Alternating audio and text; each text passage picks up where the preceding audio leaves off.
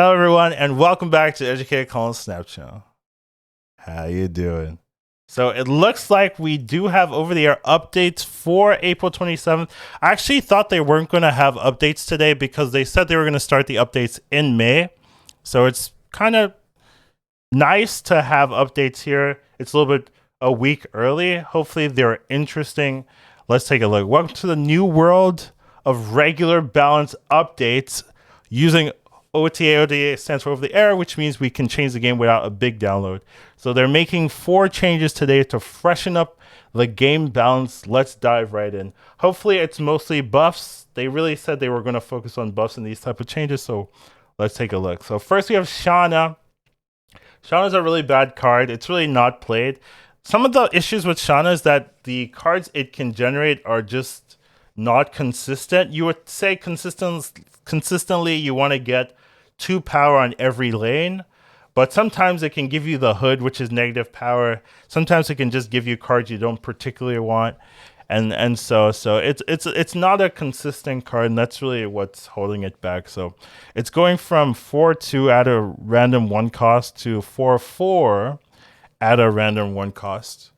Okay, so it just gets 2 base power.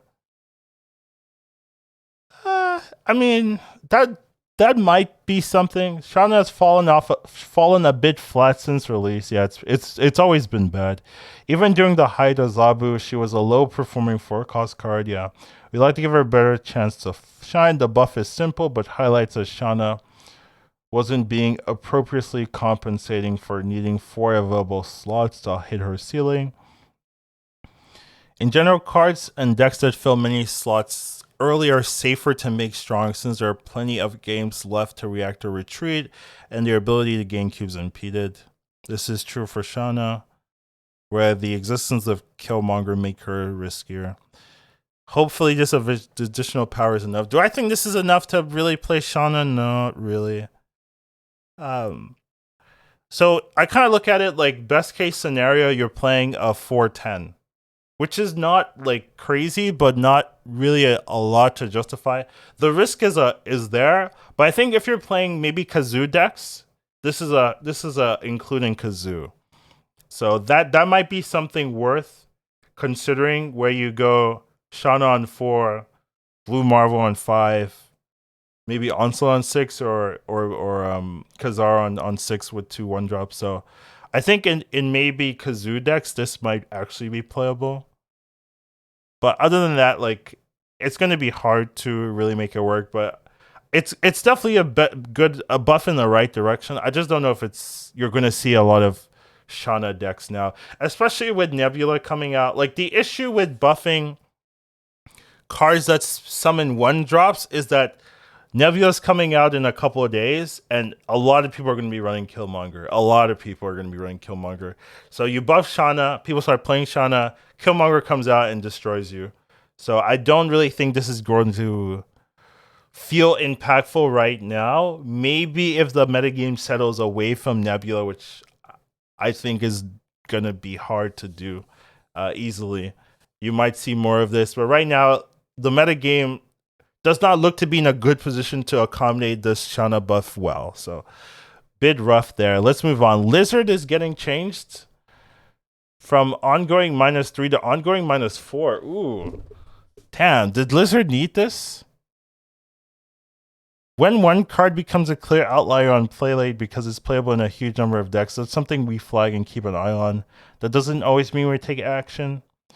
It's important for us to keep in mind that series structure can serve to make cards appear overplayed when they're actually just widely available. However, when we have a clear top cut card for the cost and can slice a little bit of strength away, with arguably the softest nerf we've ever made. I mean, this is a pretty powerful nerf. So it's now a 2/1 if it has 4 cards.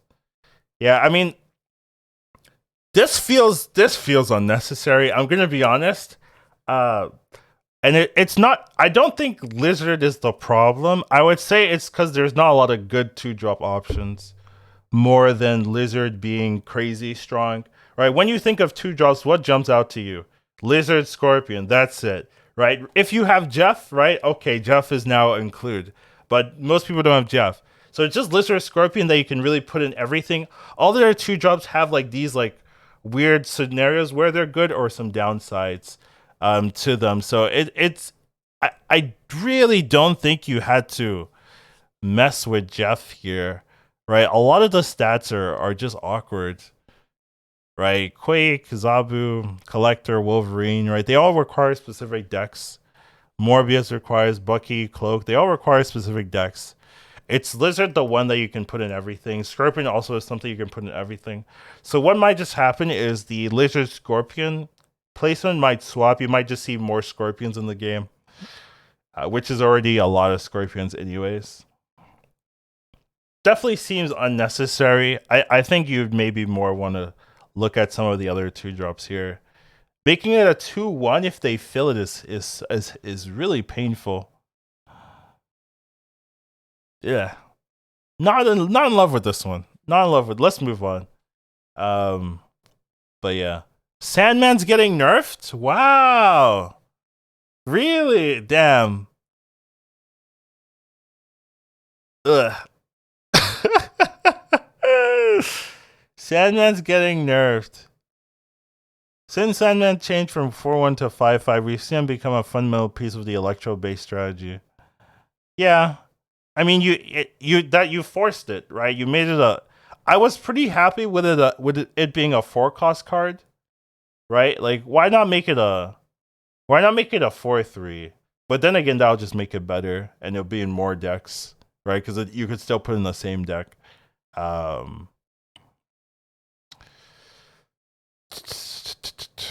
This tap on the main man makes it more less competitive, giving added edge to players committing cards early, making the end game choices of each player more likely to ultimately decide the outcome of the game. I don't know how I feel about this one either. This feels like you created the problem and now you're like, I guess you're going back from the problem that you created, which is it's a good philosophy to have. Like, if you mess up with a change or a buff, then feel free to revert it. So that's kind of what they're doing here. I was pretty happy with it being 4 mana, right? It was a 4-1 or a 4-2 or it was a 4-1 or wasn't it? I was kind of happy with it, or was it a 4-2? One of the two. But they made it a 5-cost, so now Electro made sense day one. But it was still too good. I don't think this is going to stop Electro decks. Right? Losing 2 power on Sandman isn't necessarily going to be game changing, but it does matter, obviously. It still matters. So basically, Electro Ramp was one of the more popular decks in the format, so this does change things. It was a 4-1, okay. So yeah, I don't think it does like crazy things. Most people are already playing Sandman anyways, just to kind of prevent you from doing things. And Sandman does just lock out a lot of decks, right? It locks out any flood, late game flood, so like bounce or hit monkey, which is like the same thing, or even negative. Like, there's a lot of decks that this does affect, and so I can definitely see this mattering. And then what's the last one? So the last one's Enchantress. Wow, they're buffing Enchantress from 4-4 to 4-6. Wow, that seems crazy. It's been particularly telling to us that in a world where Armor, Patriot, Darkhawk, Devil, Dinosaur, Sandman, Blue Marvel, and even Null are major players, that Enchantress is a poor performer in both popularity and actually winning. There are mitigating factors, of course, energy curves, priority battles, and so forth, but ultimately she's not functioning as a solid counter for ongoing cards, especially the symmetric ones that Rogue can't interact with. Hopefully, this change lets us contest locations in addition to neutralizing major power problems like Darkhawk, or reclaiming a big turn 6 from early Sandman.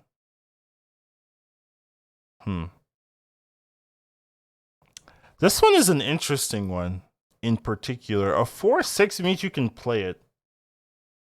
You can play it like normal, like a regular card, right? Like Enchantress is gonna be just played in things, right? This is like you just play her in everything. I feel because ongoing is so prevalent that just being able to be like, yeah, I'll just have a 4/6 that can ruin your whole combo seems very powerful. I'm surprised they didn't like start with a 4/5 and then go. They're just going straight to 4/6, which is a lot. That's a lot. Like that's a lot better than a lot of other cards you'll play with. And this has an oppressive ability on top of it. So you could, yeah. It also makes the lizard change like, I'll just play the Enchantress on top of lizard, which you can definitely do now.